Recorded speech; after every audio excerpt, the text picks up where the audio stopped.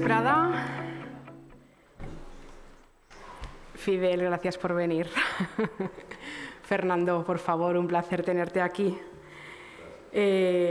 Totes les persones que ens acompanyeu aquesta vesprada, a les que esteu ací i aquelles persones que em consta que ens esteu seguint per streaming. Mireu, la proposta d'aquesta vesprada s'emmarca, a més, entre les activitats que l'UCI ha organitzat per a commemorar la efemèride del Dia Internacional de les Dones. Sé que estàs veient-nos. Un problema personal no li ha permès acompanyar-nos, però gràcies, vicerectora de Responsabilitat Social, Polítiques Inclusives i Igualtat.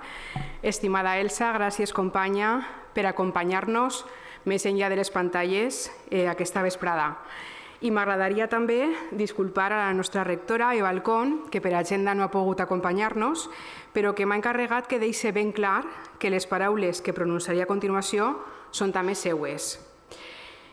Amb la proposta que encetem avui, de l'àmbit de la cultura, fem palès el compromís en crear esperit crític, enfortir valors i, en sentit general i clàssic, fer cultura en majúscules al context de la universitat, centre clau en el desenvolupament social y cultural. No quiero dejar para el final los agradecimientos. Parece que sea lo propio, pero esta vez me salto el estricto protocolo a modo de gesto de esos en los que entienden de estas cosas dicen que buscan la diferencia para resaltar circunstancias. Comenzaré porque el orden de los factores en este caso en efecto no es relevante, no altera en producto, está en posición de horizontalidad. Y como digo, comenzaré por Rosario Raro.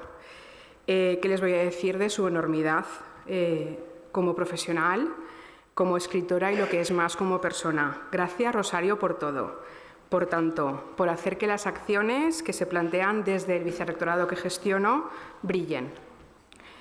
Gracias a Emilio Sáez Soro, que está ahí detrás, profesor de esta casa del área de comunicación. Emilio comunica, entre otras cosas, a través de los videojuegos, como lo hacían los sabios de la antigüedad, que enseñaban divirtiendo. Gracias por tu ayuda para que la comunicación de lo que vamos a presentar hoy comunique de manera excelente.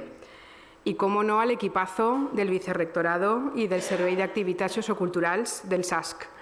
Sois unos cracks. Sin vosotras, sin vosotros, esta vicerrectora no sería nada y lo sabéis. Y a Ángeles Caso, gratitud eterna. ¿Y cómo la presento? Creo que no la voy a presentar, porque la conocen ya. Sí que les comparto que Ángeles es medalla de oro de la UGI 2022 y es un honor. Pero no me resisto, eso sí, a compartir emociones. Hace unos años, no voy a decir cuántos, deseé y entendí que si algún día ejercía mi vocación docente e investigadora, me gustaría comunicar en todos los sentidos y con todo el sentido, como lo hacía esa enorme profesional que veía desde el comedor de mi casa a través de una pantalla. Creo que no era la única que pensaba algo así de entre todas las personas que estáis aquí. Y hace un tiempo, pues cosas que pasan, pues resulta que de la mano de la Universitat d'Estiu UCI tengo la oportunidad de conocerla y de disfrutar de su talento. Y hoy, tras algunas gestiones de esas que tenemos que hacer para que todo vaya bien, pues la tenemos en la UGI. Hoy ofreciéndonos la posibilidad de compartir sus conocimientos en presencia y en breve a través de una propuesta formativa que llevará por título y les presentaremos justo a continuación de la conferencia de un seminario Arte en Femenino. Como digo, tras la conferencia pues presentaremos ya con concreción este seminario, en el que también se implica la Consellería de Cultura. Como digo, el seminario, cuando acabe la conferencia, lo presentará Rosario Raro y de momento no digo nada más, así mantengo el suspense y no hago spoiler, aunque la palabreja eso no me gusta mucho, pero por todo esto, cómo no he de dar las gracias y comenzar por ello. Así que, como nos recomienda Rosario, Ángeles, abramos los ojos, abramos todos los sentidos para conocer a las mujeres protagonistas del arte. Miren, ayer tuve ocasión de leer un artículo de una colega de un instituto de investigación del que formó parte. Esta colega es eurodiputada, Estrella Durá, que lo escribe a dos manos con Cristina Elena Lago, y el artículo se titula Mujeres invisibles, creadoras, cuidadoras y salud mental. Y el artículo recoge, esencialmente he sacado dos pequeñas frases que me han impactado, y ellas dos defienden que la Estrategia Europea de Salud Mental debería reconocer las cargas a las que se enfrentan las mujeres y el papel de la cultura para aliviarlas. Y recoge además que las obras de arte de mujeres representan solo del 3 al 5% de las principales colecciones de arte permanentes en Europa, y las obras de arte de los hombres se venden por un 18% más. Y ofrecía muchos más datos. De verdad que el artículo es interesantísimo, se lo recomiendo. Si ponen Estrella Durá y Cristina Elena Lago, lo van a encontrar en San Google. Y, en fin, como pueden observar, queda camino por recorrer también en la cultura. Creo que esta conferencia va a ayudar a recorrer este camino y a entender y dar luz a lo ya recorrido. Además, anuncio que Ángeles Caso va a añadir a sus obras dedicadas al arte, a su historia, a la historia de las mujeres en el arte. No las voy a leer todas, la obra extensísima de Ángeles, pero sí que va a añadir en breve algunos títulos más que creo que les presentará, porque ella, además de todo lo que es licenciada en Geografía e Historia, en su especialidad de Historia del Arte. Así que a Las Olvidadas, una historia de mujeres creadoras de 2005, a ellas mismas, autorretrato de pintoras de 2016, grandes maestras, mujeres en el arte occidental del Renacimiento, siglo XIX, del 2017, pintoras, grandes artistas que se pintaron muy bien, hace apenas 4 años, que es un libro infantil, y algunas más que, como les comentaba, salen pronto, estaremos atentas. I el que hem dit, obrim els ulls. Jo, com vull veure bé, vaig a seure al lloc del públic, si em permet, Ángeles, i moltes gràcies, de veritat. La paraula és teua.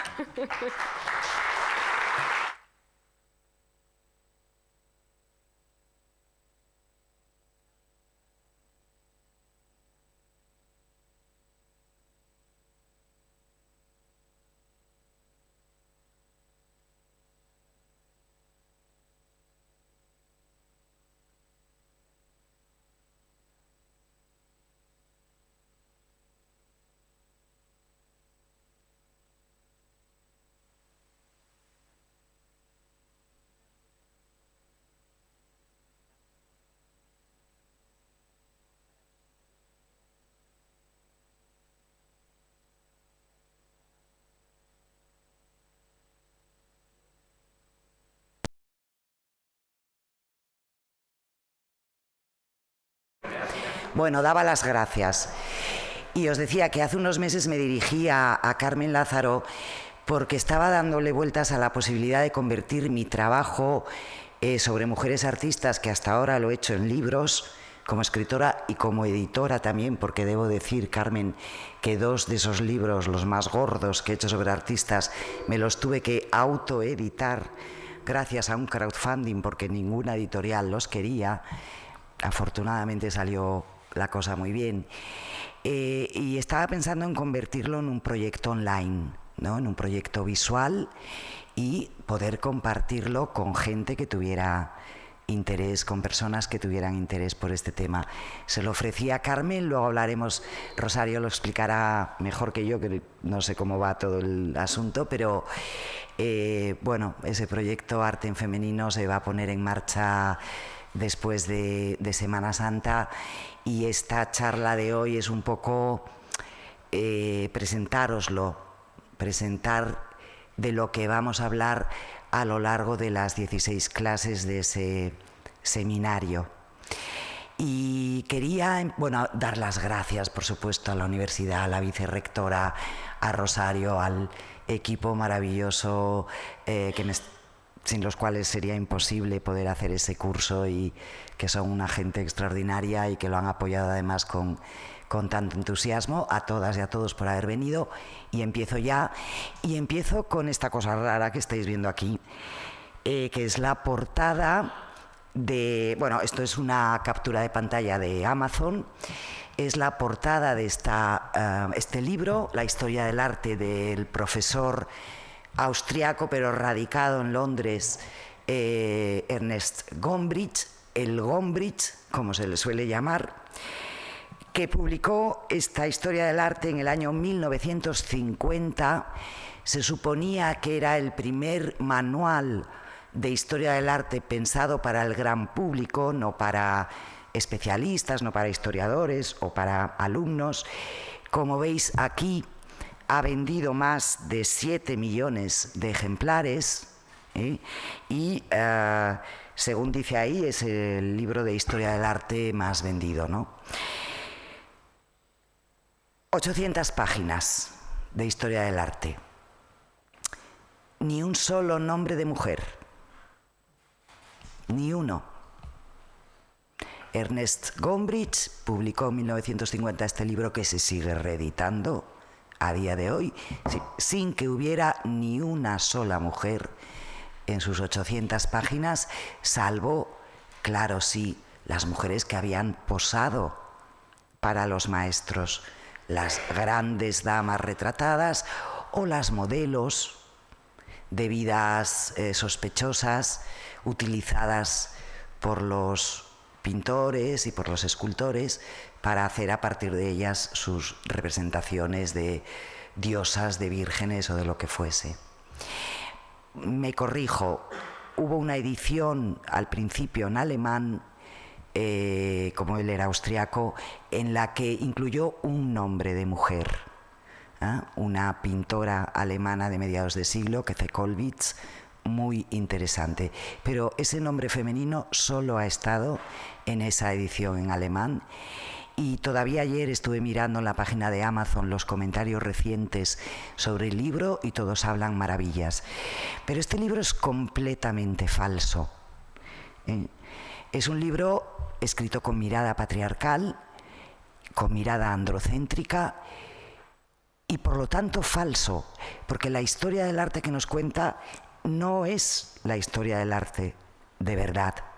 Aunque hayamos estudiado eso, yo terminé la carrera en el año 81, estudié historia, pero me especialicé los 2 años finales en historia del arte. Y bueno, ya ahí sí que nos hablaron los profesores de algunas, no muchas, pero de algunas pintoras, sobre todo en la parte final del 19 y ya en el 20, en las vanguardias. Aún así eran muy poquitas, parecía que antes no había habido ninguna más, ¿no?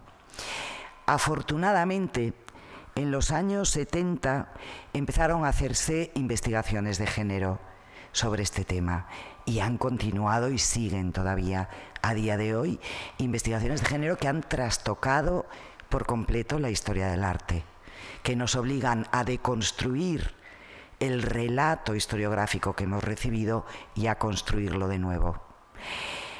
Y hemos recibido ese relato porque la historia del arte, igual que ocurre con la historia general o con las historias específicas de las disciplinas que sea, surgen como ciencias sociales, surgen en el siglo XIX.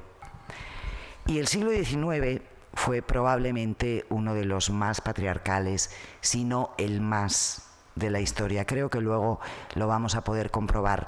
Os voy a leer, para que veáis un poco, algunas frases sobre lo que pensaban hombres muy relevantes, muy brillantes, extraordinarios, que han hecho grandes aportaciones a la humanidad y que contribuyeron muchísimo a construir el discurso burgués del siglo XIX, lo que pensaban sobre la condición de la mujer.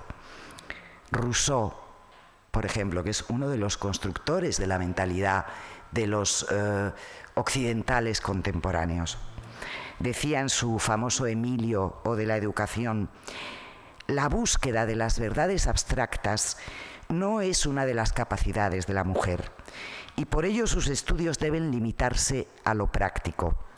Todas las reflexiones de las mujeres, más allá de lo que se refiere a sus deberes, deben tender o al estudio de los hombres o a ese tipo de conocimientos agradables cuyo único objetivo es el buen gusto. La inteligencia creadora está fuera de su alcance. Eso dijo Rousseau, que es uno de los pensadores más influyentes, sin duda alguna, del mundo occidental en los últimos 3 siglos, ¿no? Kant, quienes amamos el arte, le debemos tanto, ¿no? En Observaciones sobre lo bello y lo sublime, el estudio trabajoso, ¿se me oye bien? El estudio trabajoso y la reflexión penosa borran los méritos peculiares del sexo femenino y debilitan los encantos que le otorgan su fuerte imperio sobre el sexo opuesto. A una mujer con la cabeza llena de griego o que sostiene discusiones sobre mecánica, parece que no le hace falta más que una buena barba. La mujer, por tanto, no debe aprender ninguna geometría. Del principio de razón suficiente o de las mónadas solo sabrá lo indispensable para entender el chiste en las poesías humorísticas.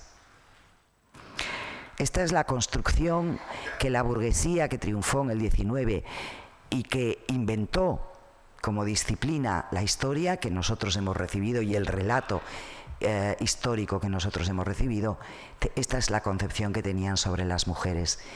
En 1903, un catedrático de anatomía de la Escuela Superior de Bellas Artes de Madrid publicó un libro que es muy importante para quienes estudiamos, hacemos investigación de género en arte.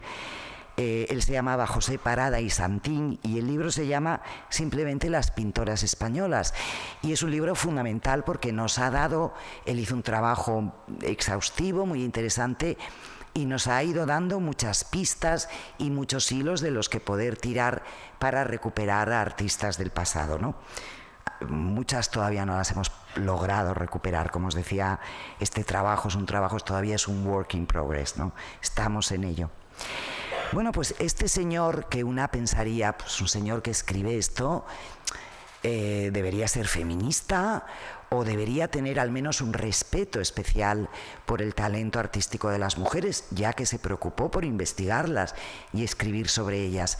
Pues a pesar de eso, Parada y Santín, 1903, dice: las artes, y especialmente la pintura, pueden ocupar con provecho la imaginación y los ocios de las mujeres, y el benéfico influjo de su cultivo en manera alguna puede perjudicar a las condiciones que pudiéramos llamar domésticas de la mujer.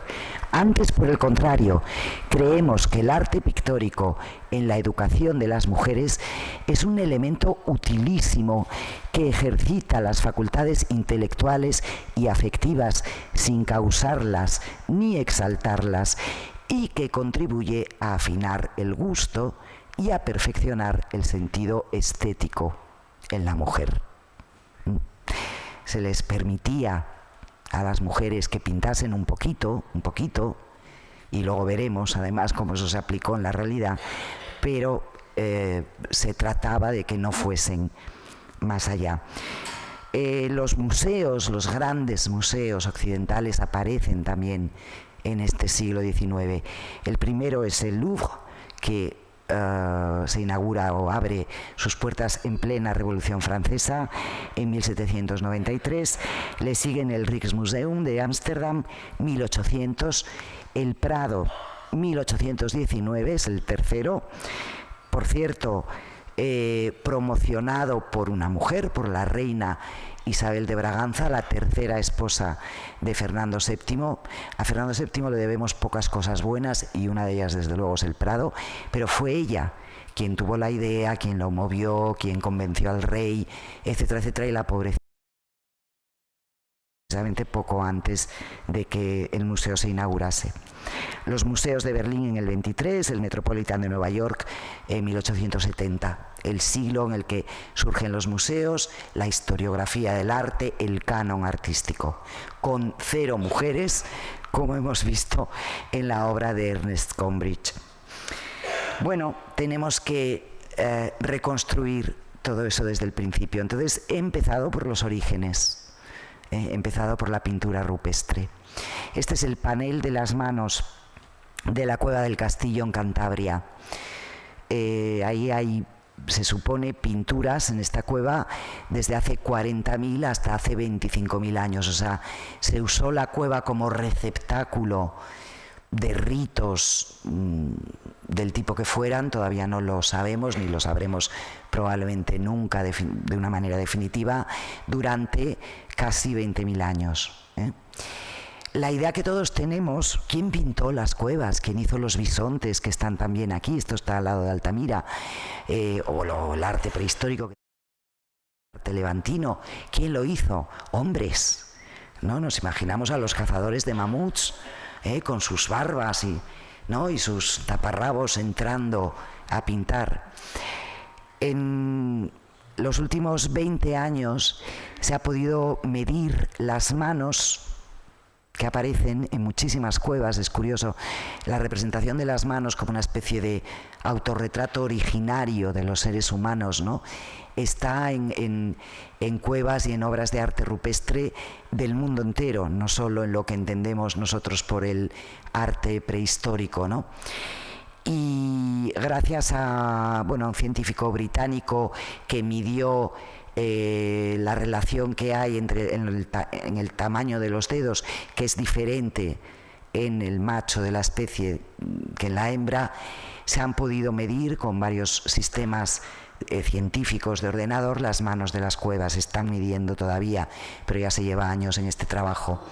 Y todas, la Cueva del Castillo, igual que una cueva de Borneo, están arrojando el mismo resultado. Más o menos la mitad de las manos son de mujeres, la otra mitad son de hombres, lo que corresponde por otra parte con el equilibrio de la población. La mitad siempre han sido mujeres, la mitad han sido hombres, ¿no? Por lo tanto, si las mujeres accedieron a las cuevas y dejaron sus manos en ellas, ya no tenemos ninguna razón para pensar que no accedieron para pintar el resto de las figuras que aparecen pintadas en el grandísimo arte paleolítico. Ninguna razón, tampoco tenemos ninguna prueba, pero no hay tampoco ninguna prueba que diga que no lo hicieron. Sí hay pruebas de otras cosas. Hay pruebas de que el cazador de mamuts es un mito. Hay pruebas de que estas tribus de cazadores recolectores se alimentaban fundamentalmente de caza menor y de raíces y frutas que recogían de la naturaleza antes de que empezaran a asentarse y de que surgiera la agricultura, ¿no? O sea, durante milenios. Pero lo del cazador de mamut parece que nunca ocurrió o ocurría muy raramente. Y sabemos que las mujeres participaban de la caza. Hay infinidad de enterramientos de mujeres, esqueletos de mujeres que fueron enterrados con sus armas de caza. Por lo tanto, poco a poco vamos desmontando esos mitos y, como os digo, no se puede certificar lo que ellas pintaron, pero tampoco podemos certificar que solo lo pintaron ellos. Lo más probable es que lo pintaran ellos y ellas, porque eran las sociedades de cazadores recolectores eran mucho más igualitarias que la sociedad patriarcal, que nace fundamentalmente, y esto cada vez está más claro en los estudios, precisamente en el Neolítico, cuando las sociedades humanas empiezan a asentar, domestican las especies vegetales, las especies animales, y a partir de ahí, hay todo un proceso social, económico, político, cultural y religioso del que surge la sociedad patriarcal en la que todavía estamos viviendo. Desmontemos también en la Edad Media, voy a hacer un repaso hoy muy rápido, obviamente, desmontemos en la Edad Media esa idea también tan extendida de que en esos tiempos oscuros la cultura sobrevivió gracias al trabajo de los monjes en los monasterios. Esos monjes que se encerraban en sus talleres, en los scriptoria, y copiaban los textos antiguos. Lo poco que nos ha llegado a veces de textos antiguos procede de ellos, y desde luego todos los textos sagrados, etcétera, ¿no? Y además iluminaban todo eso creando los increíbles, extraordinarios códices medievales, de los que muchos, o por lo menos unos cuantos, se conservan. Seguramente habremos perdido muchísimos, por desgracia, porque son obras de arte de un valor incalculable. Pues uno de esos códices, de los más valiosos en Europa, es este que están viendo aquí. Este es el Codex Gerundensis. Son unos comentarios al Apocalipsis, o sea, una copia de los comentarios al Apocalipsis de Beato de Liébana, que fue un monje del monasterio de Liébana. Esta copia se llama Codex Gerundensis porque está en la Catedral de Gerona, pero se hizo en el monasterio de San Salvador de Tábora, en la actual provincia de Zamora, entonces era Reino de Asturias, y se terminó, está fechado, en el año 975, a finales del siglo X. Como os digo, este códice tiene un valor incalculable, y está, pues desde pocos siglos después, consta ya su presencia en la Catedral de Gerona.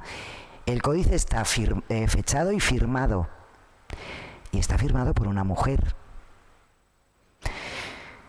Está firmado por una señora que firma como Ende Pintrix, femenino, et Dei Aiutrix, Ende, pintora y ayudante de Dios.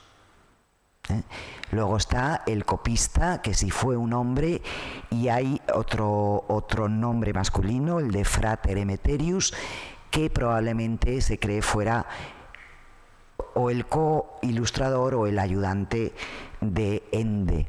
Pero en cualquier caso hay una mujer firmando este códice, hecho, como os digo, en un monasterio de San Salvador de Tábara. A finales del siglo X, los monasterios europeos eran mixtos, eran dúplices. A ver, entendámonos, mixtos no quiere decir que estuviesen mezclados monjes y monjas, pero sí vivían en el mismo recinto, en el mismo espacio, en edificios separados, pero dentro del mismo territorio, digamos. Los monasterios eran muy poderosos y riquísimos propietarios de tierras, y estaba el edificio de los monjes y el edificio de las monjas. Siempre, hasta llegar al siglo XII, no se empiezan a independizar las monjas y a separar de los monjes. Y había una serie de trabajos, que esto se sabe, está documentado, estudiado, que hacían en común.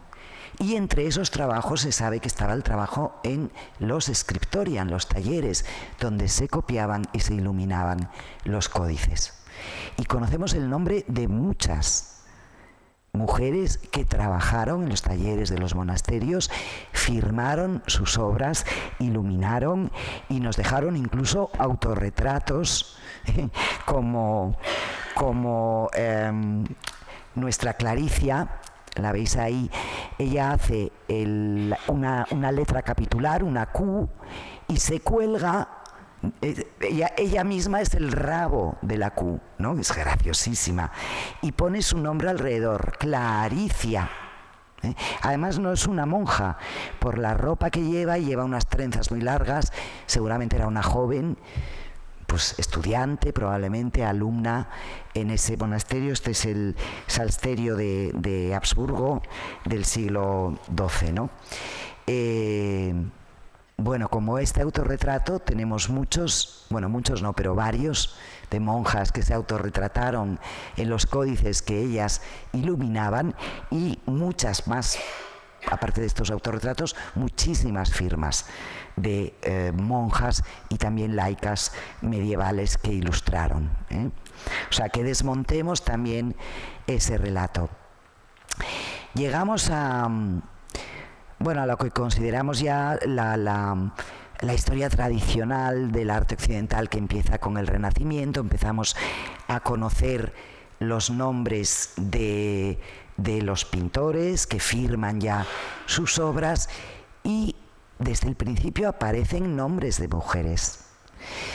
Hay muchas que sabemos que existieron y no sabemos exactamente cómo se llamaban o tal, porque eran las ayudantes de los maestros, de los propietarios de los talleres de pintura. Durante siglos, hasta el XIX, la pintura, sobre todo, la escultura también, pero especialmente la pintura, fue considerada una actividad artesanal de lujo, pero artesanal. Era una actividad que se hacía con las manos, por lo tanto correspondía a las clases sociales inferiores, no a las clases sociales elevadas. Era una actividad que se ejercía en un taller, en grupo. El taller tiene la propia palabra, ¿no? Tiene todos los elementos de lo manual. Se trabajaba en grupo, en equipo, había aprendices, ayudantes, en fin, toda clase de personas que pululaban por los talleres ayudando al maestro titular. Sabemos que las familias participaban de pleno en ese negocio, igual que participaban en el negocio de la zapatería o de la fabricación de cestas, ¿no? De la misma manera. Y solían ir heredándose además los talleres de generación en generación. Hay largas sagas de artistas en Europa, y muchísimas veces las hijas de los maestros eran ayudantes de sus padres, luego se casaban con otro maestro y probablemente ejercían también como ayudante de su marido. Tenemos dudas, no lo afirmo al 100%, pero hay posibilidades de que esa fuera la historia, por ejemplo, de la mujer de Velázquez, que era la hija del maestro de Velázquez, Juana Pacheco. El maestro de Velázquez en Sevilla fue Francisco Pacheco, Juana era su hija. Sabemos que fue ayudante del padre, se casa con Velázquez y hay sospechas de que pudiera ejercer también como ayudante de Velázquez. Pero esta era una historia muy común, lo que pasa que los nombres de los y las ayudantes no siempre se conocen. Pero también hay pintoras con nombre propio muy relevante, como Sofonis Vanguisola. Sofonis Vanguisola, nacida en Cremona, en Italia, fue una gran pintora del XVI. Aquí se autorretrató muy al principio de su carrera, era muy jovencita, tenía unos 20 años nada más.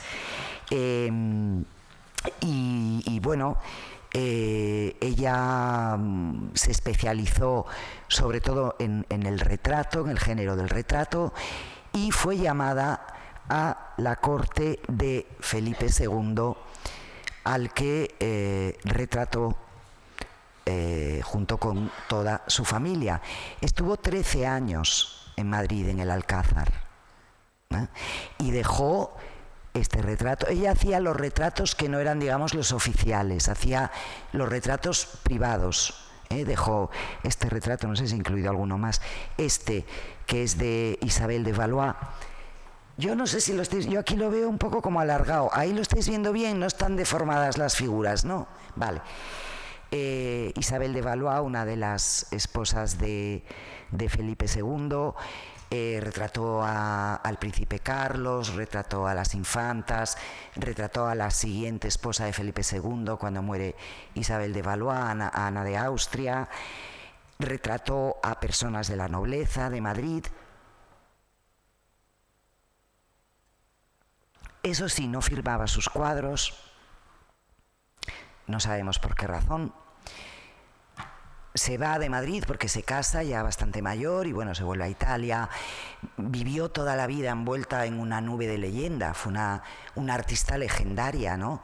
Iba gente grandes artistas que viajaban a Italia pasaban a visitar a Sofonis Vanguisola porque era esa mujer, ¿no? Y su nombre se olvida, sus cuadros se quedan ahí, claro, se quedan en el Alcázar. Y cuando se inaugura el Museo del Prado, como os decía antes, en 1819, colocan estos cuadros en la sala, hay una sala dedicada además a Felipe II, y les ponen los nombres de los pintores de la corte de Felipe II, de Alonso Sánchez Coello, de Juan Pantoja de la Cruz, en fin, de Mor, de los pintores masculinos. No existe Sofonis Banguissola, desaparecida. Y así estuvieron hasta la década de 1980, o sea, casi 2 siglos, adscritos a hombres pintores. Le robaron a Sofonis Banguissola su obra. Solo en la década de 1980, gracias a las investigaciones de género que se habían comenzado a hacer, el Prado empezó a cuestionarse, porque ya era muy obvio y había sobre todo una gran especialista en sofonisba que, en fin, ya cantaba mucho aquello, ¿no? Que siguieran manteniendo los cuadros bajo el nombre de Alonso Sánchez Coello, como este, por ejemplo, y no se lo hubieran devuelto a su autora, y entonces se los tuvieron que devolver. Les está costando, todavía hay algún cuadro en revisión, cosa que me parece normal. O sea, los museos tienen también que hacer un trabajo científico serio, y eso lleva estudios muy profundos y exige mucho tiempo. Pero lo cierto es que este saqueo de la obra de las mujeres pintoras se produjo en numerosísimas ocasiones, ¿eh? Durante siglos la obra de las grandes pintoras a veces ha estado almacenada en rincones, en los sótanos de los museos, pero muchas veces ha estado exhibida en los museos bajo nombres de pintores contemporáneos de esas artistas. El siglo XVII, el siglo del barroco, es un siglo extraordinario para las pintoras. Hay un buen puñado de mujeres muy importantes que lucharon y alcanzaron los niveles más elevados de la pintura en ese momento. Hasta que llegaron las vanguardias, la pintura estaba organizada en géneros jerarquizados. El nivel más bajo era la pintura de flores y naturalezas muertas. Por encima de eso estaban animales y paisajes, que realmente en la pintura europea prácticamente no hubo hasta el XIX, por lo menos paisajes. Por encima de eso estaba lo que se llama la pintura de género, representaciones de vida cotidiana, que era más característica de los Países Bajos, donde hubo varias pintoras importantísimas también robadas durante siglos. Por encima de eso estaba el retrato, y en la cumbre estaba el género histórico. El género histórico incluye todo lo que son las representaciones de diosas y dioses y mitos y tal de la antigüedad, y también lo que solemos llamar pintura religiosa. Todas las representaciones tanto del Antiguo como del Nuevo Testamento. Lo que vemos es que en el siglo barroco, por excelencia, hubo muchas pintoras, sobre todo en Italia, que alcanzaron ese máximo nivel, que compitieron de tú a tú con los hombres, porque claro, ahí debía de haber puñetazos importantes, que pintaron para los grandísimos comitentes y clientes y mecenas del tiempo. Lavinia Fontana, la estáis viendo aquí, tuvo por clientes a varios papas, por ejemplo, y se permitía hacer desnudos y no pasaba nada, ¿eh? Y estamos hablando de 1600. No pasaba nada. No pasaba nada tampoco con Artemisia Gentileschi, que lo mismo, es decir, ella pintó para, bueno, pues para todos los grandes señores, grandes príncipes y príncipes de la Iglesia italianos, para los grandes señores españoles del Reino de Nápoles, o para el rey Carlos I de Inglaterra, que la llamó a Londres para que viviera allí en su palacio y pintara para él. ¿no? Y Artemisia Gentileschi, que ha estado colgada, esta es de las que ha estado exhibida en muchos museos bajo el nombre de su padre, Orazio Gentileschi, que fue su maestro. Artemisia Gentileschi no tuvo ningún problema en representar Venus desnudas, es decir, estaba en el nivel más alto que se podía alcanzar en ese momento, o hacer este tipo de grandes representaciones de temas sacros. Este parece muy poco sacro, pero lo es Judith matando a Holofernes, una de las mujeres fuertes de la Biblia por las que Artemisia Gentileschi tuvo una especial predilección. Son cuadros enormes, además, ¿no? Es decir, ellas competían de tú a tú con los grandes maestros, y recibían por parte del gremio, los pintores organizaban en gremios, todas ellas recibieron en su momento el título de maestra de la pintura por parte del gremio correspondiente en la ciudad en la que se desenvolvieran, ¿no? Esta es una de las pintoras que os decía de los Países Bajos, Judith Leyster. Os cuento la historia de esta obra porque también es muy representativa. Esta obra se vende a finales del siglo XIX, la vende un marchante de Londres a un coleccionista de París, y se la vende como obra de Frans Hals. Frans Hals es uno de los grandes pintores holandeses del XVII, y un pintor que ha estado siempre cotizadísimo, y que hizo este tipo de representaciones de género, ¿no? De escenas de la vida cotidiana. Entonces se vende esta obra como una de las mejores obras de Hals que se ha visto nunca. El coleccionista parisino se la enseña a un conservador del Louvre, y el conservador ve algo raro en la firma. Y entonces empieza a investigar y ve que debajo de la firma de Frans Hals hay otro nombre. No sabe qué es una J, una L y una estrella. Nadie sabe a quién corresponde ese nombre. Este señor empieza a tirar del hilo. Os hablo de finales del XIX, muy principios del XX, y descubre que fue una pintora de la que todo el mundo se había olvidado, Judith Leyster, amiga, contemporánea y amiga de Frans Hals, artista que triunfó plenamente, pero cuando murió sus obras pasaron a ser adjudicadas a Frans Hals, y lo que hacían los marchantes era falsificar la firma de Hals para venderlas a un precio muy elevado. ¿Qué pasó?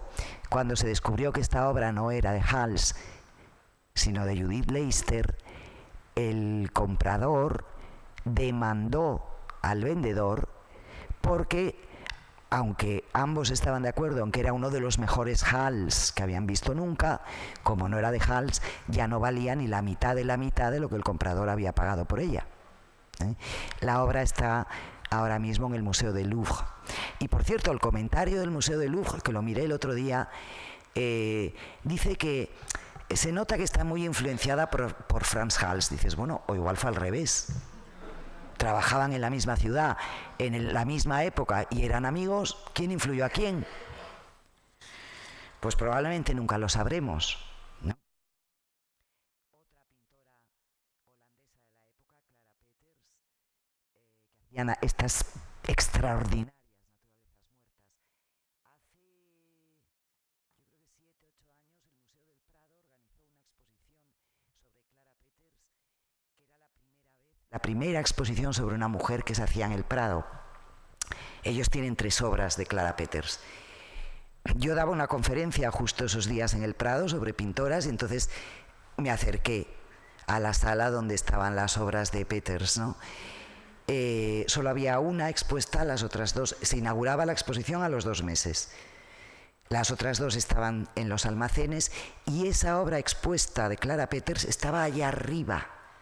Había un bodegón enorme, es la sala de bodegones barrocos, un bodegón enorme puesto a la altura de los ojos de los espectadores, y allá arriba de la sala, donde no se veía, en el segundo piso, estaba este bellísimo cuadro de Clara Peters. Afortunadamente, como luego hicieron la exposición, ellos mismos se dieron cuenta de que la tenían que valorar infinitamente más de lo que la habían valorado, ¿no? Pero os cuento todas estas cosas para que veáis un poco cómo han sido las argucias para esconder, negar, saquear o ningunear la obra, en muchos casos magnífica, porque no estamos hablando de pequeñas pintoras menores, estamos hablando de grandes artistas que triunfaron además en su momento, ¿no? Me vengo a España. En la España del 16 y del 17 conocemos muy poco todavía sobre mujeres pintoras, muy poco, muy poquito. Tenemos algunas pistas sobre dos mujeres que, bueno, os tocan de cerca, que son Margarita y Dorotea Joanes Massip, hijas del gran Joan de Joanes. Este es el retablo de, como veis ahí puesto, de la Inmaculada en Bocairent, de, bueno, alrededor de 1580. Este retablo se lo encargan a Joan de Joanes. Joan de Joanes trabajaba con la ayuda de su hijo y sus dos hijas. Joan de Joanes muere mientras está haciendo el retablo y continúan el trabajo el hijo y las dos hijas. La tradición no certificada dice que él no hacía nada y que las que lo hicieron fueron ellas. Como veis, lo he puesto entre interrogantes porque no está del todo claro, pero bueno, es un tema que algunos investigadores, el de Margarita y Dorotea Joanes Massip, están empezando a investigar y a tirar de hilos, porque parece que aunque quien heredó jurídicamente, porque ellas no tenían derecho legal, ¿no? Quien heredó jurídicamente el taller fue el hermano cuando muere Joan de Joanes, pero quienes trabajan de verdad son Margarita y Dorotea. Este es el ángel custodio del retablo. Lo que sí tenemos en el 17 en España es esta escultora extraordinaria, Luisa Roldán, Luisa Ignacia Roldán, la Roldana, olvidada hasta hace 4 días. Hija también de un gran escultor sevillano, Pedro Roldán. Estamos en la Sevilla del siglo XVII, Fernando, la Sevilla de los pasos de procesión, la Sevilla de las grandes tallas barrocas, lo que todavía procesiona a día de hoy, ¿no? Llena de talleres, de tallistas, de escultores en madera que fueron realizando todas esas obras, ¿no? Y Luisa Roldán se convierte, trabaja con su padre, está en el taller desde niña. Estas niñas además no iban a la escuela ni nada, es decir, que estaban todo el taller, estaba en casa siempre y ellas estaban ahí todo el día metidas. Esta niña se convierte en la mejor ayudante de su padre. Entonces hay un momento en el que ella se quiere casar con un ayudante de Pedro Roldán, Luis Antonio de los Arcos, y el padre no la deja. Lo que no sabemos es si no la deja porque no quería que se casara con ese señor en concreto, o no la deja porque no quería que se independizara de él, porque era su mejor ayudante.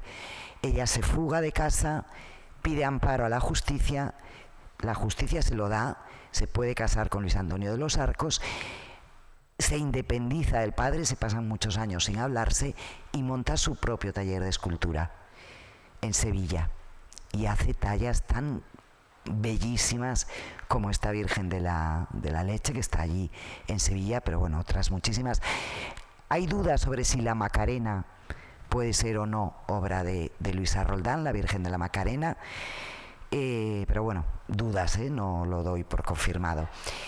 Luego se va a Cádiz porque la llama el Cabildo de la Catedral de Cádiz para que vaya a trabajar para la Catedral de Cádiz. Va a Cádiz, trabaja para la Catedral de Cádiz y de ahí estamos hacia 1680 y mucho, 90, se marcha a Madrid, a la corte, a triunfar.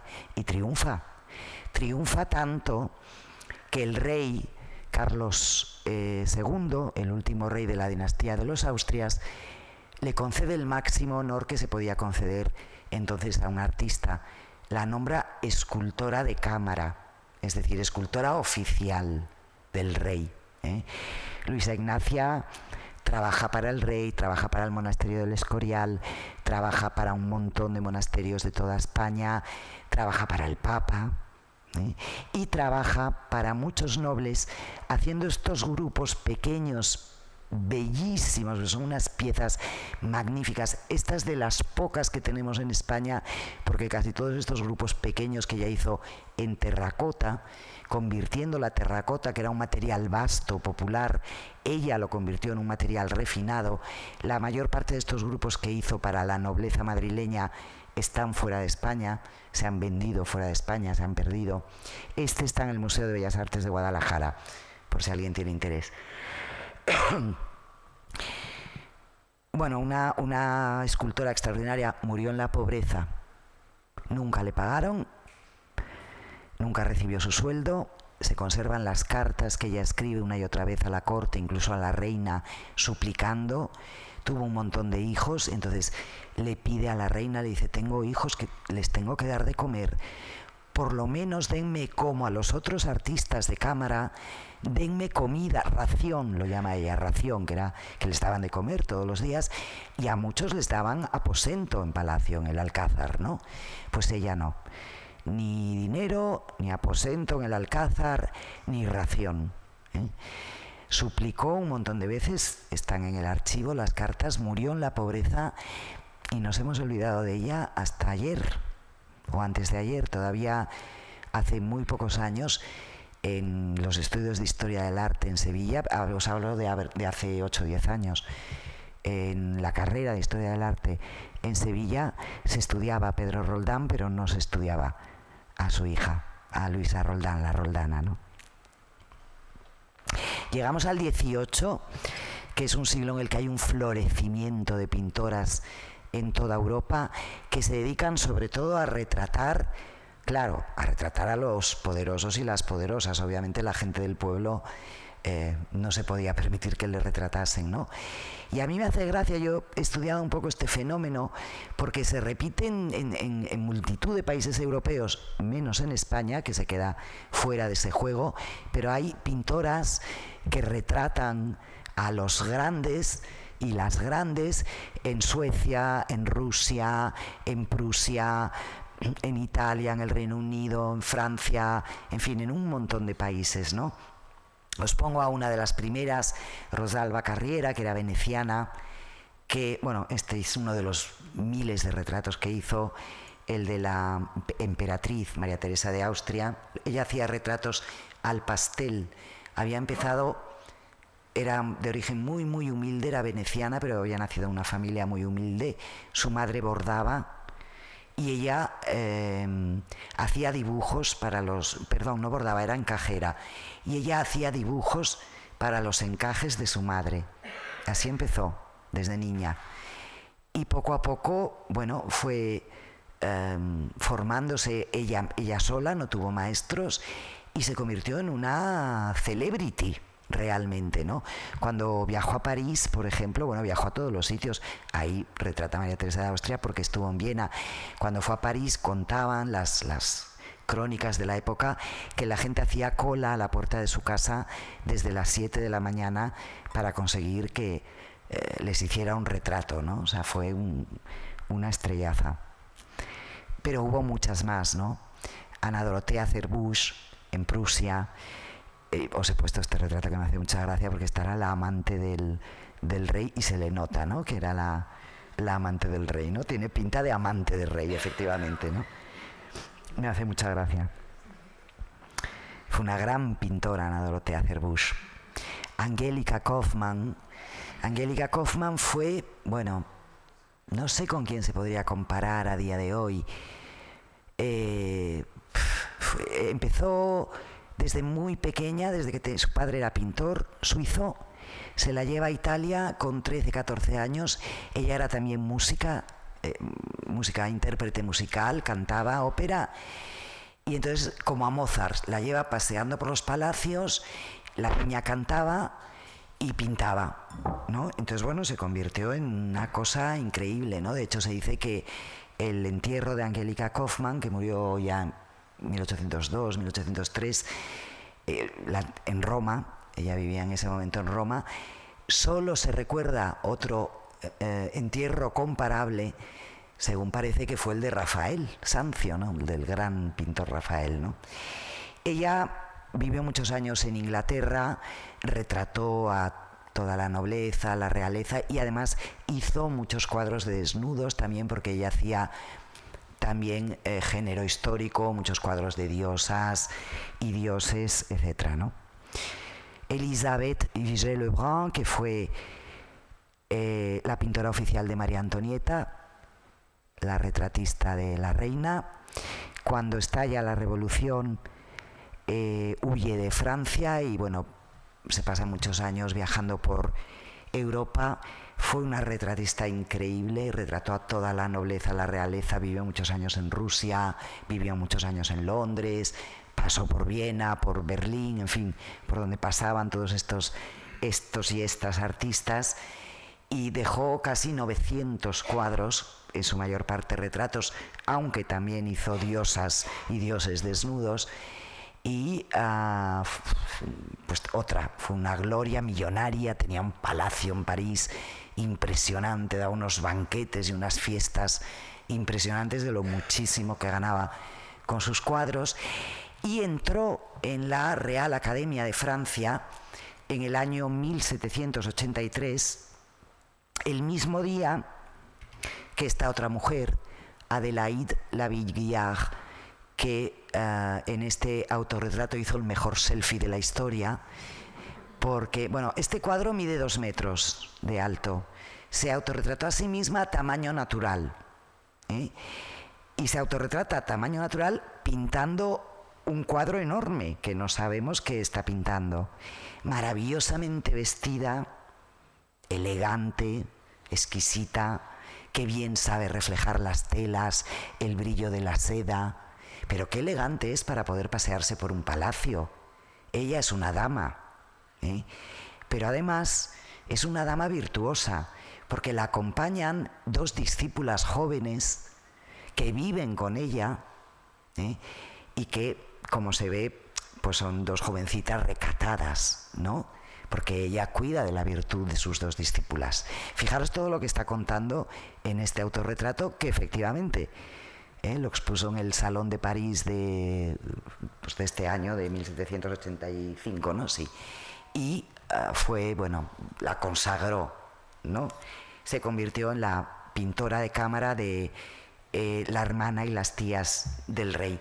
Elisabeth Vigée-Lebrun era de María Antonieta y esta era de la cuñada y las tías políticas de María Antonieta. Las 2 entran el mismo día en la Academia Real de Pintura, donde había otras 2 académicas, o sea que en ese momento había 4 académicas, 4 mujeres en la Academia Real de Pintura. Un grupo de académicos escribe al rey muy molestos y dicen: por favor, o sea, majestad, que nunca haya más de 4. Y uno de ellos, que es el responsable de los edificios del rey, o sea, un alto cargo de la corte, el conde de Angiville, le dice en la carta al rey: las mujeres no pueden ser útiles al progreso de las artes, pues la decencia de su sexo les impide poder estudiar el desnudo del natural. Hemos visto cómo las pintoras del 17 y estas del 18, porque todavía estas hacían lo mismo, pintaban el desnudo y no pasaba nada. Y les pagaban por esos cuadros los reyes, las reinas, el papa y los cardenales, ¿no? Se va acercando el siglo XIX, empieza el discurso burgués sobre la mujer.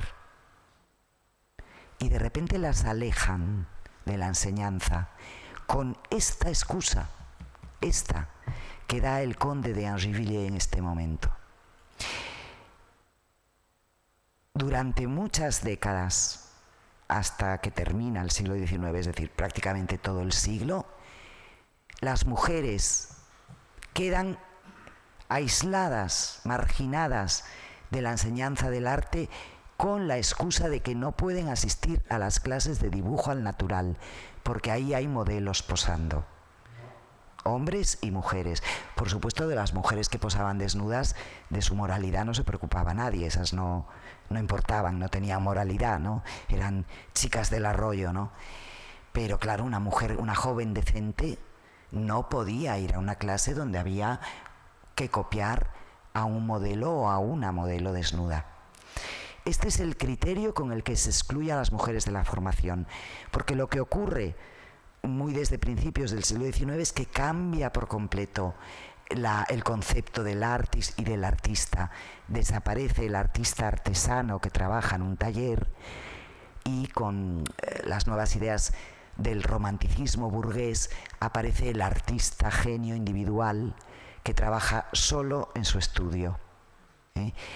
Entonces, ya no hay donde formarse. Para formarse hay que ir a una academia, porque ya no hay un taller con aprendices, ayudantes. Esto desaparece, ¿no? A ver, no desaparece de un día al siguiente, pero es un proceso que dura unas décadas y hacia 1830 ya no existe, ¿no? Abren las academias oficiales o academias privadas, y las mujeres no pueden estudiar. Pero tampoco les permiten ser académicas como Adélaïde Laviguière y Elisabeth Vigée-Lebrun habían sido académicas miembros de la Real Academia de Bellas Artes, bueno, de Pintura y Escultura de Francia.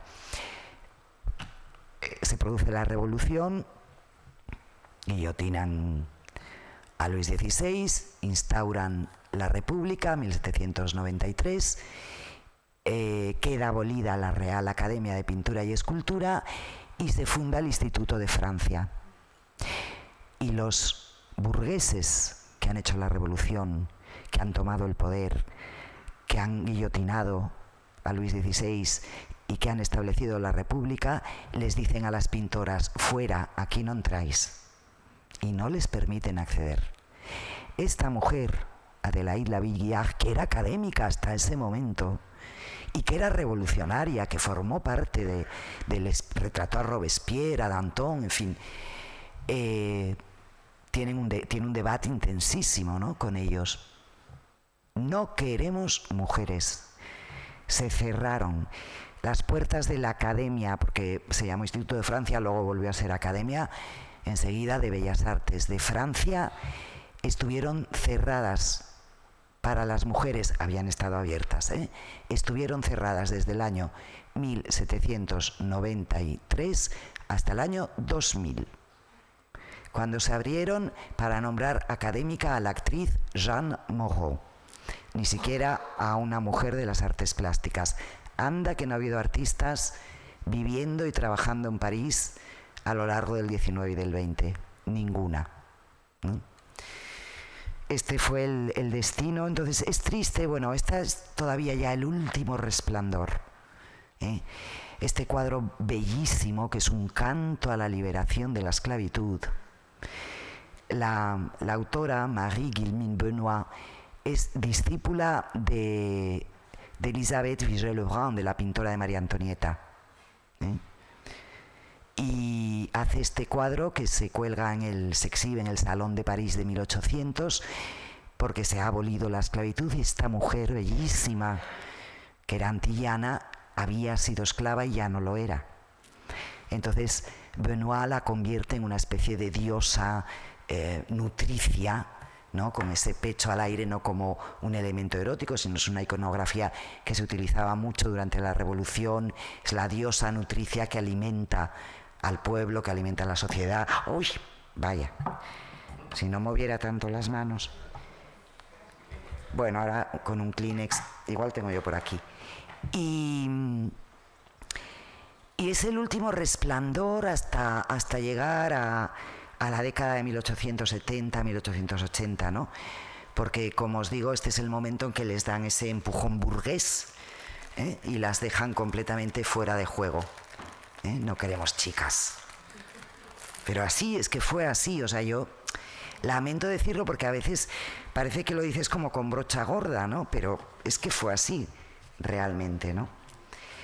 Hay que esperar hasta 1870 para que aparezcan las primeras pintoras con cierta relevancia que, a pesar de esas limitaciones, a pesar de que apenas podían estudiar, bueno, fueron capaces de sobreponerse a todo eso. En esta década, en la del 70, 1870, se abren 2 academias en París, privadas, que aceptan mujeres, les cobran más que a los chicos, clases segregadas, por supuesto, y entonces, como no puede haber modelos, lo que hacen es que hacen el dibujo, lo que se llama el dibujo del natural, lo hacen a partir de moldes de yeso de esculturas. Entonces, con esa excusa, tal. Y hay que esperar ya hasta principios del siglo XX para que realmente se les permita, pero además en todos los países, ¿no? Esto pasó en todo el mundo occidental. Hasta principios del siglo XX no se les permite acceder a las clases de desnudo. Las primeras alumnas que se matriculan, que les permiten matricularse en España, en la Academia de Bellas Artes de San Fernando, en la Escuela de Bellas Artes, se matriculan en el curso del 76, de 1876, 5 mujeres. No las dejan matricularse ni en dibujo del natural, ni, que es muchísimo peor, en composición y colorido. Asignatura crucial. ¿Qué puedes hacer como pintora si no te permiten estudiar la asignatura fundamental, composición y colorido? No las dejaron. Hubo que esperar todavía 20 años para que les permitieran empezar a matricularse tanto en una asignatura como en la otra. Pero en los 70 surgen un grupo de mujeres burguesas, privilegiadas, voluntariosas, valientes, que dicen que os den, perdón, y quiero ser pintora. Está Berthe Morisot, que forma parte del grupo de los impresionistas, que era ser muy valiente porque ella era una señora de una familia muy rica, muy pudiente de París, y no se dedicó a hacer, que podía haberlo hecho, pues eso, unos cuadritos de flores, una cosa bonita, sino que dice, no, yo voy a ser pintora y además voy a ser pintora de vanguardia, porque los impresionistas ahora están ahí, son lo más popular, pero en este momento empezaban y los despreciaban absolutamente, ¿no? Eran como un escándalo. ¿Qué están haciendo estos señores, no? Pues Berthe Morisot se suma a ese escándalo y expone en todas las exposiciones colectivas que organizó el grupo a partir más o menos de 1873-74. Y estas mujeres, que yo, esto es un tema que lo he ido analizando, claro, son todas burguesas, todas son de familias bien. Había que tener mucho dinero en este momento para pagarte un profesor particular o una academia, como esas 2 que os he dicho, la Académie Julian y la Académie Colarossi, que aceptaban mujeres a un precio carísimo, y además vivir en París si no eras parisina o no eras francesa, ¿no? Y entonces son señoras bien, a las que no les permite el discurso burgués, la moral burguesa, no les permite mirar nada desagradable. Ella, Berthe Morisot, es amiga de todos los impresionistas, amiga y compañera, ¿no? De Manet, de Monet, de Renoir, de Toulouse-Lautrec, de Sisley, de Pissarro, pero no puede pintar lo que ellos pintan. Ella no puede andar callejeando por París, no puede entrar en los burdeles, no puede entrar en las tabernas, no puede ir prácticamente a ningún sitio sola, y además esto está escrito, ¿no? Descrito por ellas. Y entonces yo he inventado, para hablar de la pintura que hacen estas mujeres de finales del siglo XIX, el término de pintura de la intimidad. Retratan casi siempre a otras mujeres, muy pocas veces a hombres, retratan a niñas y niños, retratan incluso a mujeres del pueblo, a mujeres del servicio, ¿no? recogen un poco como, pues eso, lo único que pueden mirar, el mundo cotidiano de sus casas, de sus jardines cuidados, de los grupos familiares, no pueden ir más allá, ¿no? Y es lo que hacen. Berthe Morisot, de nuevo, este cuadro que es muy icónico, ¿no? La cuna, que es su hermana Edma, contemplando a su primera hija, ¿no? Hay 4 pintoras impresionistas, las más importantes son la que os he puesto, y Mary Cassatt, que es una estadounidense también millonaria, que se une en París al grupo, y lo mismo, ¿no? Y hace todo el tiempo este tipo de figuras femeninas, niñas y niños, y bueno, paisajes también, aunque no he puesto ninguno, pero no las dejan mirar más allá. Es que pensar lo que estaban pintando sus compañeros y amigos, ¿no? Eva González es otra de las impresionistas, hija de un escritor de folletines de origen español. Y hay otras más en toda Europa. A mí esta, que es danesa, Anna Anscher, me fascina. Esta es su madre. Es que me parece una belleza este retrato, ¿no? Con qué dulzura, con qué cariño, con qué ternura. Entonces, lo extraordinario de estas mujeres es cómo son capaces de convertir una temática muy limitada en una temática pictórica de primer nivel, ¿no?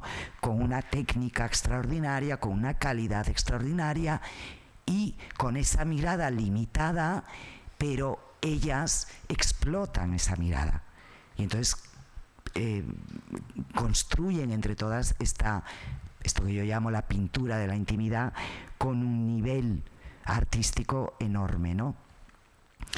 Os he puesto a Lluïsa Vidal, una fantástica pintora de Barcelona, que también se marchó a formarse a París, también de una familia muy rica, y estudió en una de estas 2 academias, en la Julian, donde admitían mujeres, y lo mismo, ¿no? Aquí retrata a su hermana Frasquita, que era violonchelista y fue la compañera y, por último, cuando ya Frasquita se estaba muriendo, esposa de Pau Casals, nada más y nada menos, ¿no? María Luisa Puchener, esta no llegó a París, pero es de las mejores pintoras de finales del siglo XIX en España. Era sevillana, a pesar de ese apellido. Lo mismo, ¿no? Limitada, pero convierte esa...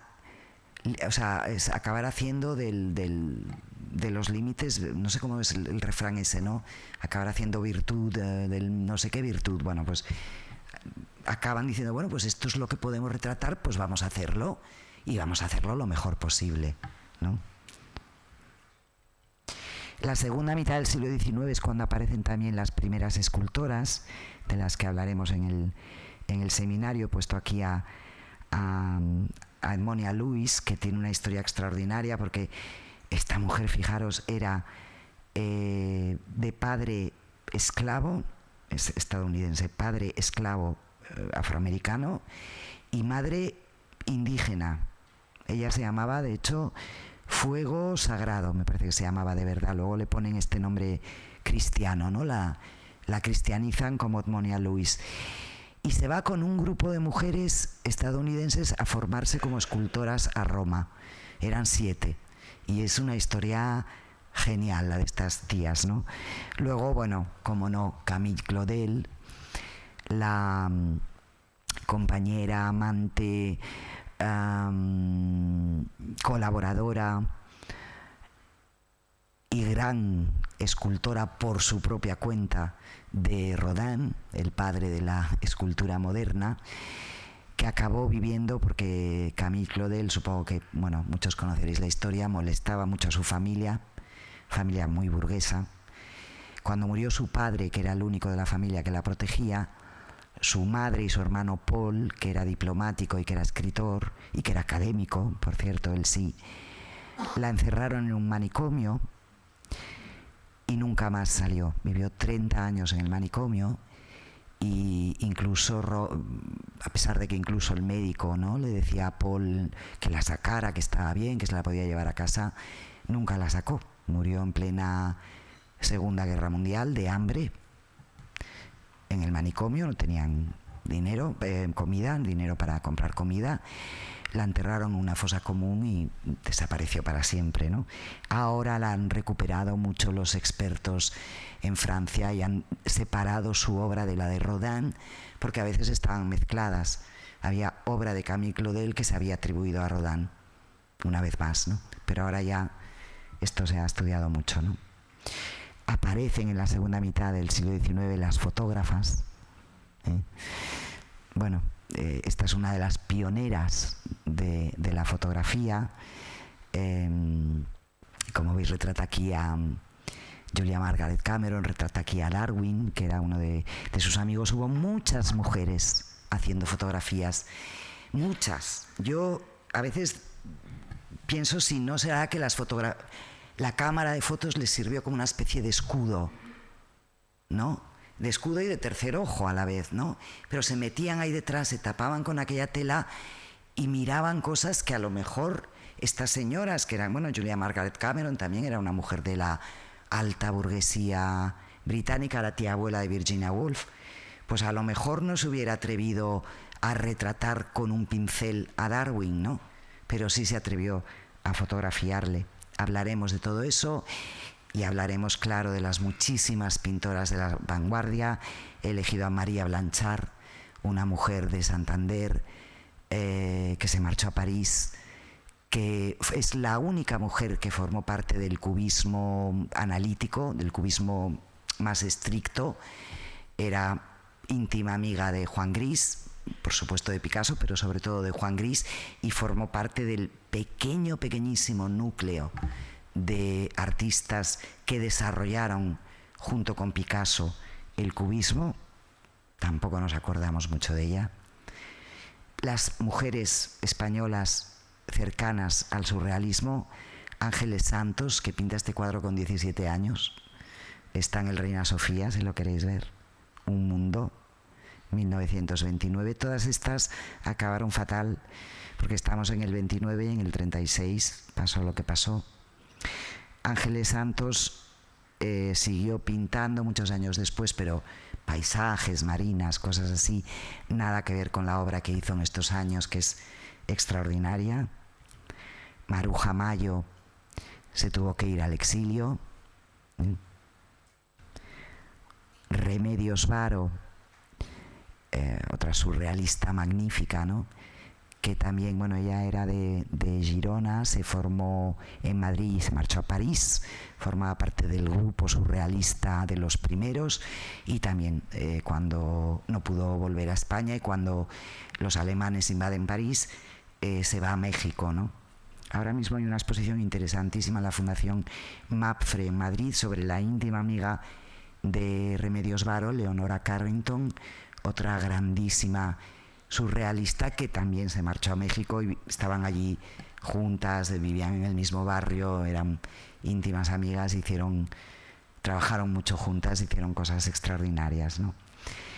Y para terminar os he puesto esta obra de Judy Chicago, The Dinner Party, el banquete, una obra feminista de 1979.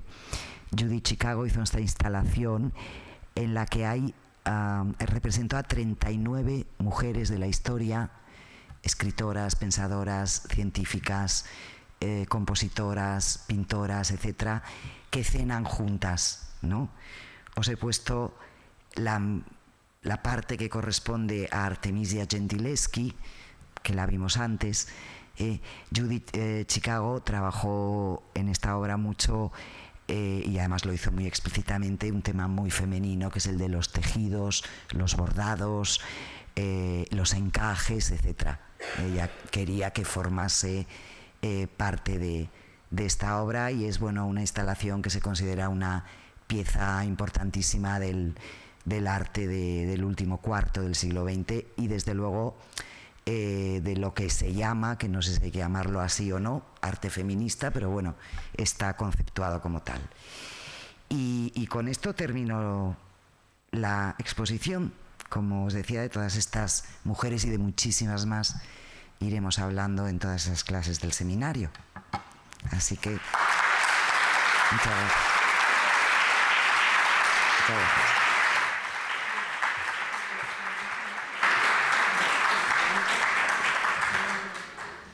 Me ha alargado muchísimo. Recupero mi sitio para decir delicioso. Muchas gracias. Y para Gracias, llamar a... Carmen. Dejaremos el turno de preguntas para después, si les parece. Y por favor, Rosario, ¿nos acompañas?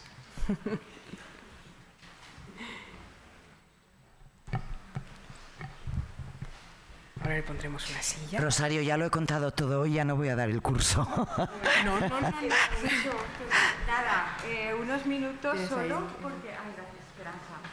Porque a mí me corresponde daros una buenísima noticia, porque yo sé que habéis estado muy a gusto, pero lo mejor de todo es que la actividad con Ángeles Caso no acaba aquí, sino que ella ha tenido la generosidad, porque es un lujo, de ofrecernos pues un seminario, Arte en Femení, lo hemos llamado.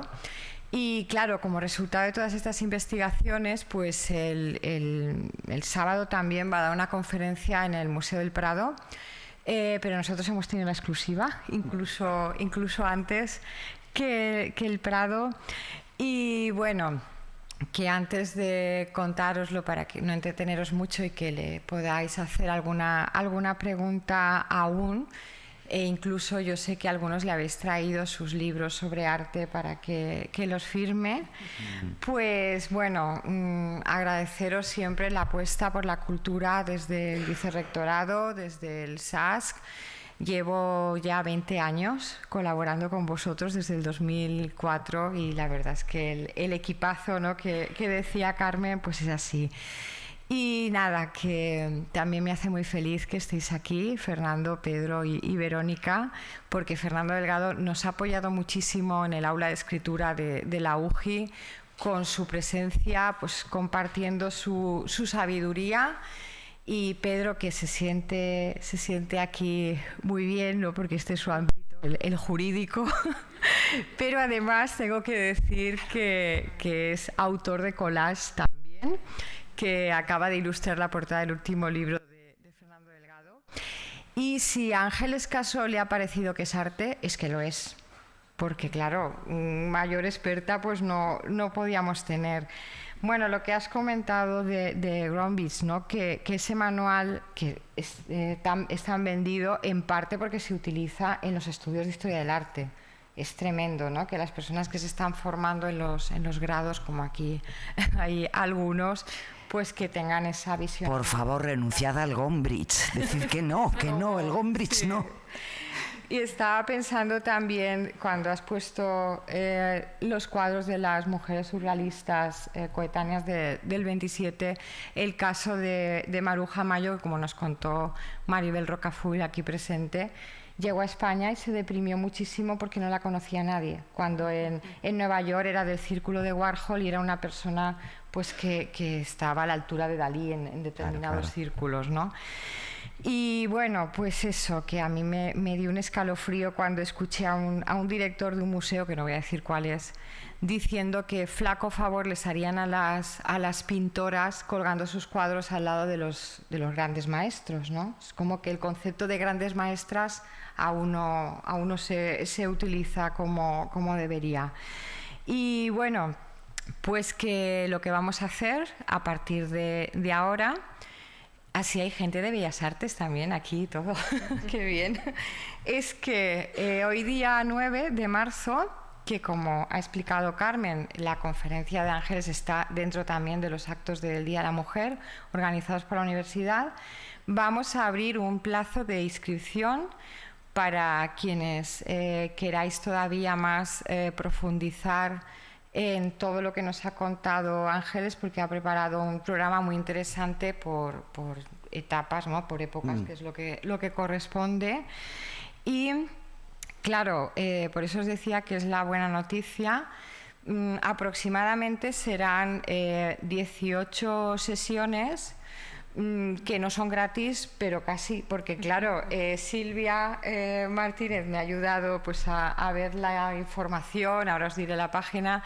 A mí me parece que un curso con Ángeles Caso, ¿no? Con lo que supone, pues especialista en museo, historiadora del arte, bueno, como escritora también la conocéis, que va a durar desde después de Pascua. Yo creo que estaremos ya casi en las puertas de Navidad, por 20 euros.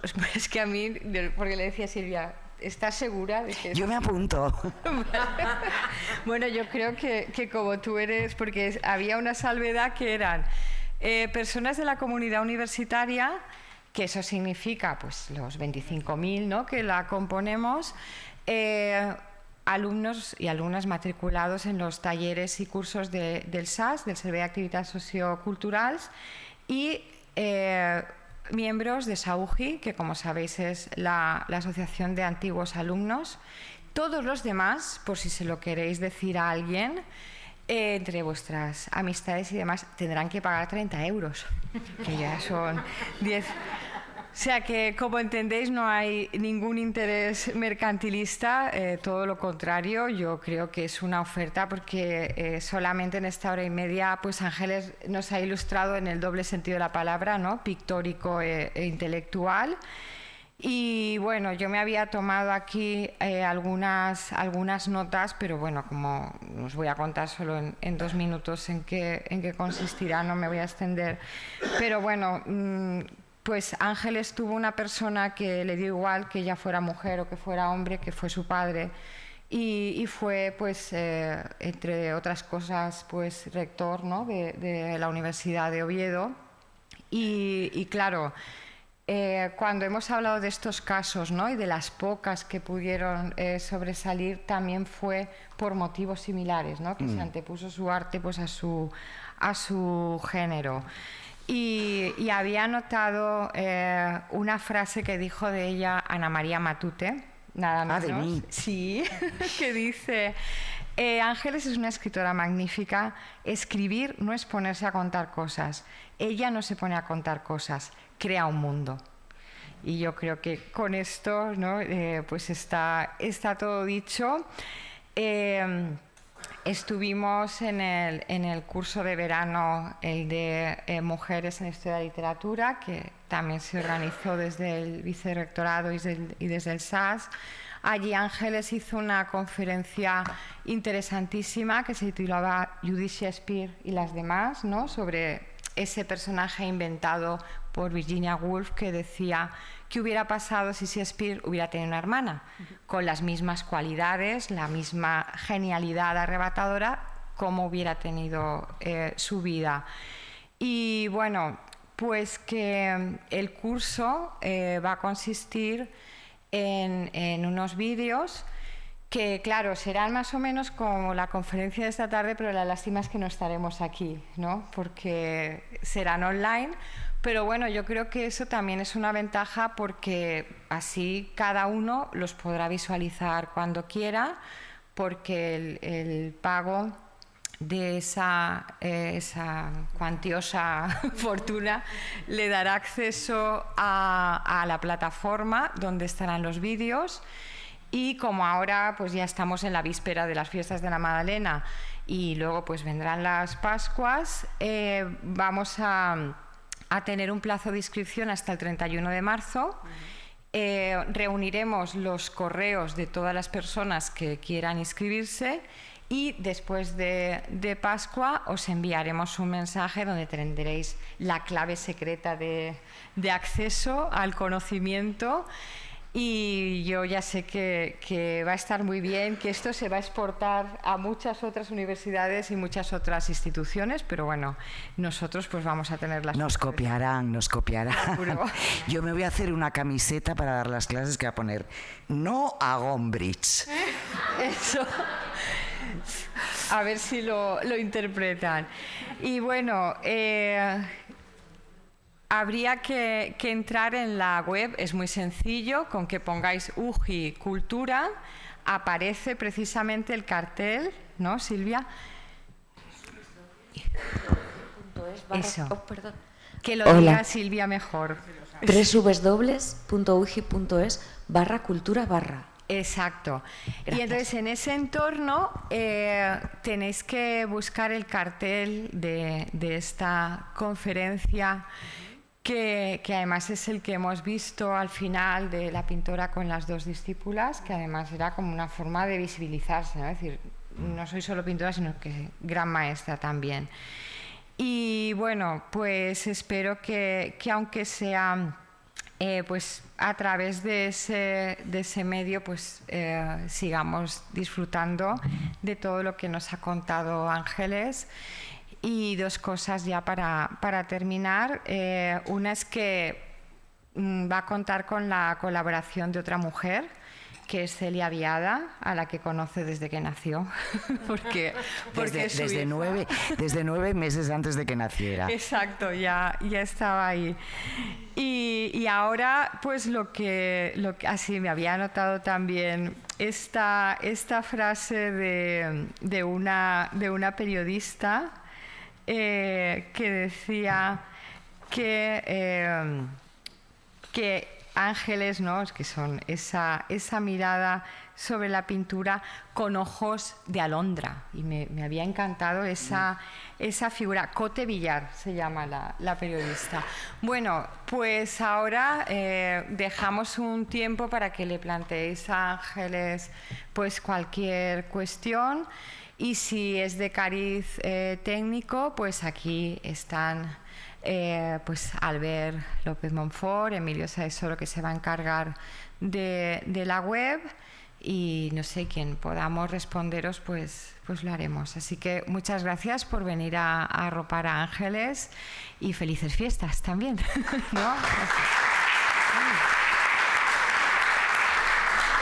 Bueno. Pues lo dicho, a abrir los ojos y los sentidos para ese turno de preguntas. Y me gustaría también añadir que bueno, hemos contado para hacer posible pues este curso con una colaboración que oye, pues hay que decirla, que es la Consellería de Cultura, que ha tenido a bien pues dotar a las universidades públicas valencianas pues de una subvención para actividades formativas en el contexto de la cultura, y bueno, pues le estamos dando creo que un muy buen provecho y un muy buen contexto.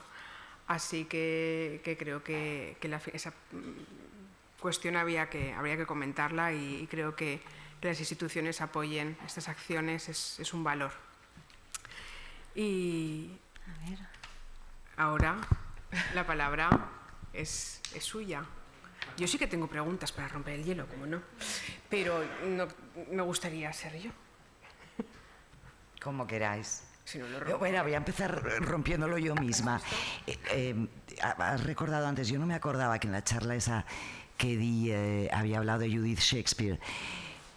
Hay alguien que se hizo esa misma pregunta sobre las pintoras, que es una historiadora del arte estadounidense, Linda Noslin, que dijo: ¿qué habría pasado si Pablo Picasso se hubiera llamado Pablita? Decía, su padre le hubiera prestado tanta atención, le hubiera apoyado tanto como le apoyó para que estudiase, se preparase y luchase por su genio y por su arte. Y yo creo que esta es una pregunta muy importante, porque el artista no se puede desarrollar por mucho genio natural que tenga si el contexto no le acompaña, ¿no? ¿Alguna pregunta? Es que les pasa como a los estudiantes, hasta que uno no se arranca. Es que he hablado mucho, ¿eh? Los demás no siguen. Yo solamente... Pregunta tú, Carmen. Una pregunta, reflexión. O sea, después de haber hecho, ¿no?, este recorrido por toda la historia conocida, desde aquellas manos paleolíticas, ¿no?, en la cueva, ¿por qué desde hace pues relativamente poco tiempo se han comenzado a investigar estas cosas? Pues precisamente, ¿no? Porque gracias al feminismo, es decir, eso está indisolublemente unido, ¿no? Las primeras investigaciones de género las inician historiadoras generales o específicas en los años 60, 70 más bien en Estados Unidos. Y luego ya poco a poco esto va saltando a Europa y aquí tarda un poquito más en llegar. Y afortunadamente durante mucho tiempo fueron cosas de feministas y ahora ya está bastante integrado. No diré integrado al 100%, porque no lo está. Todavía hay mucho historiador e historiadora, que las hay, que se niegan a moverse de su canon inamovible y férreo y lo que los historiadores del 19 escribieron como las tablas de la ley de Moisés, ¿no? Pero bueno, yo creo que ya ha habido reacciones. O sea, a mí, por ejemplo, lo de las cosas que están pasando en el Prado en estos últimos años me resultan extraordinarias. Es que yo el sábado voy a ir a hablar, hay un curso estos días allí, voy a ir a hablar específicamente de las pintoras del siglo XIX, y el director de siglo XIX del Prado, que es compañero mío de estudios y muy buen amigo, Javier Barón, cuando yo empecé con esto, me decía esa frase que tú has dicho antes: es que, si es que las que hay son muy malas. Y él mismo ha ido rectificando. Y entonces cada vez están comprando más cuadros firmados por mujeres, cada vez están sacando de los almacenes los que tenían que no les hacían caso, los han vuelto a mirar. Pero ¿y esta tía que yo pensaba que era mala? Pues resulta que no lo es, ¿no? Pero había este prejuicio, ¿no? Entonces, yo creo que es algo que está ya es irrefrenable. Queda muchísimo trabajo por hacer, pero ya es irrefrenable. O sea, el Gombrich ya no se podría escribir. ¿Quién se atrevería a escribir un libro como ese a día de hoy? Con 0 mujeres en el índice de nombres puestos al final, ¿no? Es que no se atreve nadie porque le cae encima el mundo académico entero. Diciendo: oiga, señor, usted está mintiendo. Es que eso no es así, ¿no?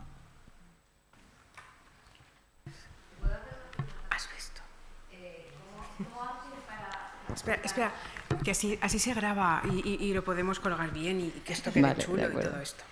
¿Cómo se hace para adjudicar una obra que está, por ejemplo, en un taller a una mujer y no a su marido o a sus hermanos? Porque si no firmaban y trabajaban todos en conjunto, y además las técnicas eran similares o el tipo de pincelada y tal, y cuando trabajaban como en una cámara tampoco les pagaban, entonces no habría una factura o un contrato así. No, en el tema de los talleres es muy difícil, es prácticamente imposible. Pero no solo una mujer, cualquier ayudante que trabajase en un taller, su nombre probablemente se ha desvanecido. Ayudante hombre, ¿no? Porque en el taller había un maestro o una maestra y ese era el que tenía los derechos de creación, de enseñanza y de comercio. No había galerías de arte, no había marchantes, eran ellos mismos. Entonces ellos tenían todos esos derechos adquiridos a través del título de maestro o maestra que les concedía el gremio. Por lo tanto, los ayudantes, hay pintores que están muy, muy, muy trabajados por muchos expertos a lo largo de décadas o de siglos, incluso, que sí se sabe porque, pues ha investigado muchísimo, entonces, o a lo mejor porque ha quedado más documentación sobre las personas que trabajaban en el taller, y entonces, pues se sabe que en este cuadro, aunque la firma es X, me da lo mismo, ¿no? No voy a dar un nombre de pintor porque además metería la pata, porque ahora mismo tendría que mirar de quién hablo. No sé de quién hablo, pero sé que hay casos que sí se sabe quiénes eran sus ayudantes y sí se pueden adjudicar las obras con la colaboración de... Hay algunos casos específicos que se ha podido llegar a este tipo de conclusiones, pero en general eso ocurre en el trabajo de taller no solo con las mujeres, sino también con los hombres.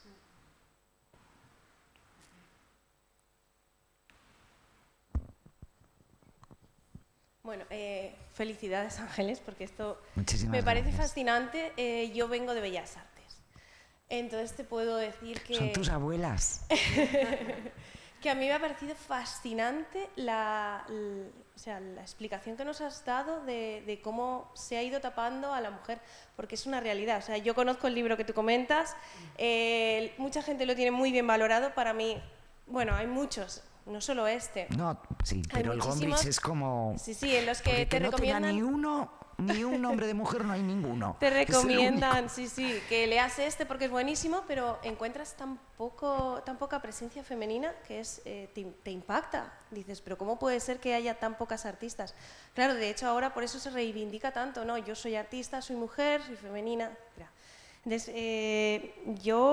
me ha sorprendido mucho la cantidad de personajes femeninos que personalmente yo no conocía para nada, absolutamente. Y muchísimas más, esto ha sido un puñadito. Sí, es increíble. Muchísimas entonces más. la pregunta supongo que será lógica y imagino que lo habrán pensado más de algún compañero. ¿Cuál fue realmente el mayor inconveniente que tú encontraste a la hora de investigar todo este tema? O sea, ¿quién te puso la mayor traba y cómo llegaste a sacar todo esto y a descubrir todas estas artistas femeninas? O sea, ¿qué trabas te has encontrado tú en tu proceso? Pues mira, yo empecé desde el principio, o sea, yo empecé desde que estaba estudiando la carrera. Tuve la suerte de que justo eso, yo acabé en el 81, se empezaban a publicar los primeros resultados, ¿no?, de las investigaciones de género en Estados Unidos, en Francia, tal. Yo en esa época, cada vez que hacía un viaje, me venía con la maleta cargada de libros, con todo lo que iba encontrando. Entonces he ido tirando de esos hilos toda la vida. Ahora es muchísimo más fácil, porque es que incluso, fíjate, yo publiqué el libro de autorretratos en el año 17 o 16, sí, y el de grandes maestras al año siguiente, los que dije que tuve que hacer con crowdfunding porque no hubo una editorial. Es que me decían, ¡buf! Pero si no hay pintoras, yo decía, por favor, dejadme, confiad en mí, dejadme. Es que, bueno, se han vendido casi 20.000 ejemplares de esos dos libros de 40 y tantos euros. O sea, ¿sabes? Libros grandes de arte, buenos, ¿no? Y nadie creyó en ellos, ¿no? Esa fue quizá mi mayor traba, porque ahí sí me llevé un disgusto gordo. Hablé con varias editoriales y ninguna lo quiso. Pero bueno, en vez de meterlo en un cajón y llorar mucho, pues tiré para adelante. Dije, pues lo voy a hacer con un crowdfunding. Y monto la editorial yo. Y fue un trabajo de chinos, pero lo conseguí. Y estoy orgullosa, ¿no? Entonces, no, ya cada vez es más fácil. De entonces, fíjate, han pasado, no hace ni 10 años. Ahora, cosas que yo no encontraba en internet, ahora están. Que yo tenía que llamar a museos de todo el mundo, mandar mails, intentar hablar con alguien que me explicara, es que creo que tienen ustedes una obra de Marie Denis Vide, ¿usted les suena? Pues no sé, buscaré. Y ahora ya está todo, cada vez más.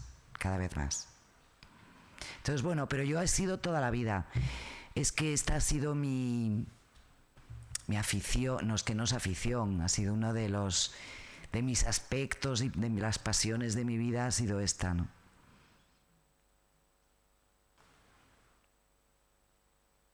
Bueno, pues si no hay más preguntas, que yo creo que sí que las hay, creo que se pueden quedar en reposo para el curso, porque este ha sido pues un aperitivo, pues una pincelada, ¿no?, por 2000 años o más de 2000 años de historia, y creo que estas preteridas, pues a través de esas sesiones que se irán programando semana a semana, como ha dicho pues Rosario, tenéis toda la información en la web y también en esos libros que están a punto de salir.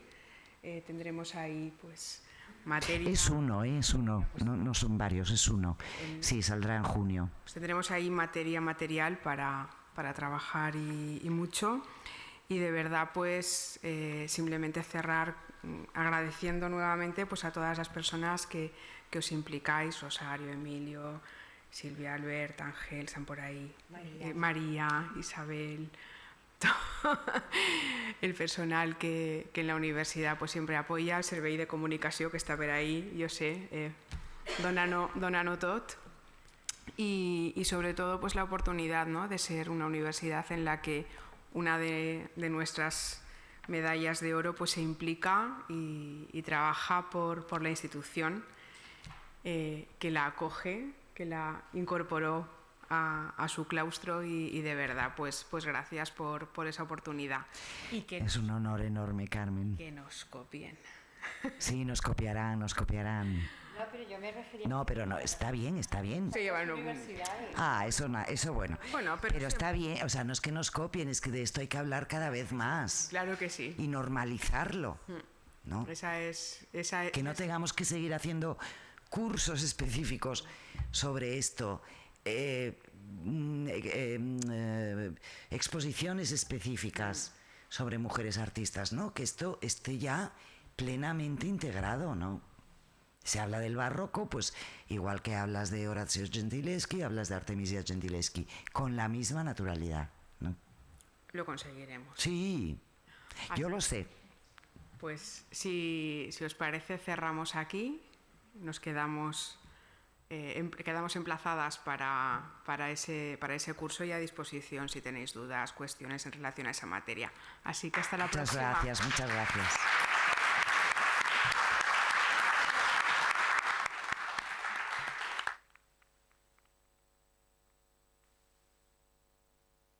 Y ahora es el momento de la firma, si alguien tiene los libros por ahí.